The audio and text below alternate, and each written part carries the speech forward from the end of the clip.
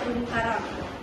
Ia sesuai untuk pelbagai peringkat umur kerana tidak memerlukan kemahiran penyelam yang kompleks. Selain itu, snorkeling juga memberi peluang kepada peserta untuk menghargai keindahan alam terjadi serta meningkatkan kecerdasan fizikal. Bismillahirrahmanirrahim. Assalamualaikum warahmatullahi wabarakatuh. Ini seterusnya kita akan teruskan kepada anatomi peralatan snorkeling. Baiklah, di sini kita ada dua jenis snorkeling yang telah model kita pakai. Baiklah, yang ini yang pertama iaitu full face, yang mana dia punya tube snorkeling dan mask sekali digabungkan. Manakala yang ini pula Google dan dia punya gel tube asing. Baiklah, ini merupakan alat snorkeling yang wajib ada kita pakai ketika snorkeling. Peralatan asas snorkeling terdiri daripada 3 komponen utama, iaitu pertama ialah topeng sebagai mask. Topeng berfungsi untuk membolehkan kita melihat dengan jelas di dalam air. Ia membentukkan lensa skirt getah kedap air yang berada di Google dan tali untuk mengikat pada kepala untuk melaraskan saiz pada kepala. Yang kedua ialah snorkel. Snorkel ialah tiup pernafasan yang membolehkan kita bernafas ketika muka berada di dalam air.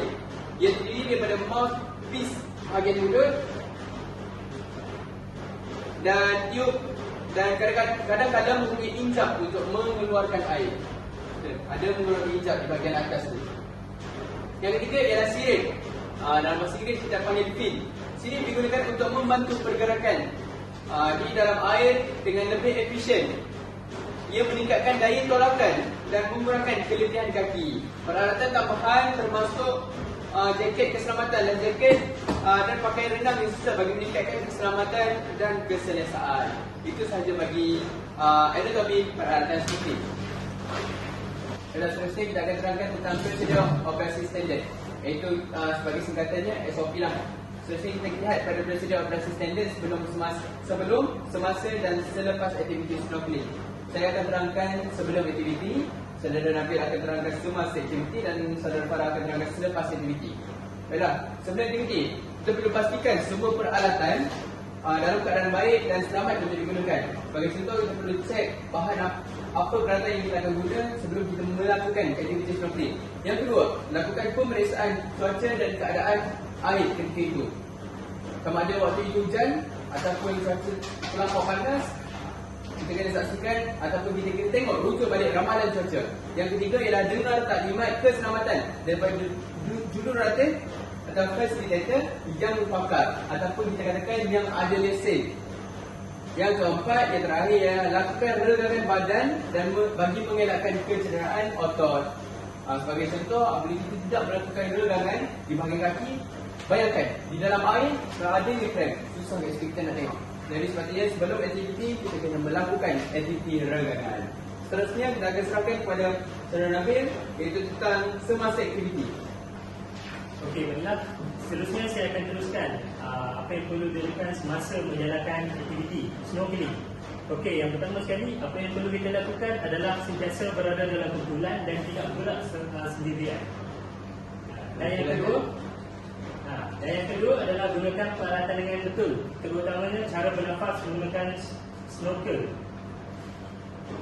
Yang ketiga adalah elakkan menyentuh hidupan marine untuk menjaga keselamatan di alam sekitar.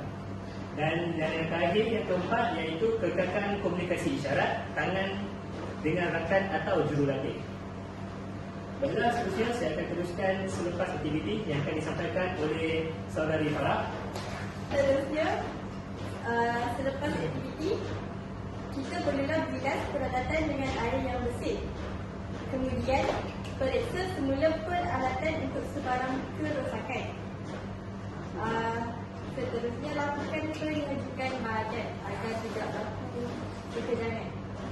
Akhir sekali, lakukan sebarang kecederaan atau masalah pada fasilitator. Itu sahaja bagi prosedur operasi standard SOP snorkeling. Okey, baiklah. Seterusnya saya akan teruskan tentang pelaksanaan aktiviti snorkeling. Okey, jadi akhir sekali pelaksanaan akan dimulakan dengan peserta memakai peralatan dengan betul. Kemudian Peserta akan masuk ke dalam air secara perlahan dan menyesuaikan diri dengan persekitarannya. Okey. Semasa melakukan aktiviti snorkeling, peserta akan diajarkan 3 teknik asas. Iaitu yang pertama adalah cara bernafas menggunakan snorkel.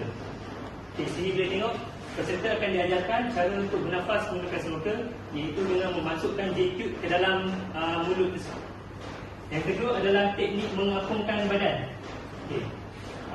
Benda paling asas sekali, peserta akan belajar cara untuk mengapungkan badan terlebih dahulu sebelum masuk ke air yang lebih dalam.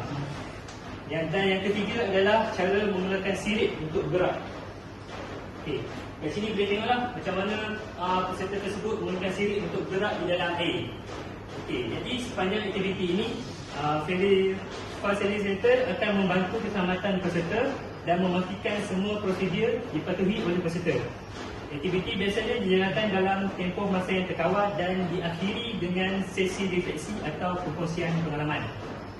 Okey, jadi itu saja daripada saya tentang pelaksanaan aktiviti snorkeling. Okey, baiklah.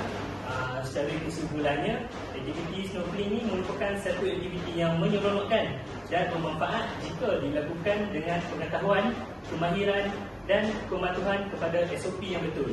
Sekian, itu saja daripada kami.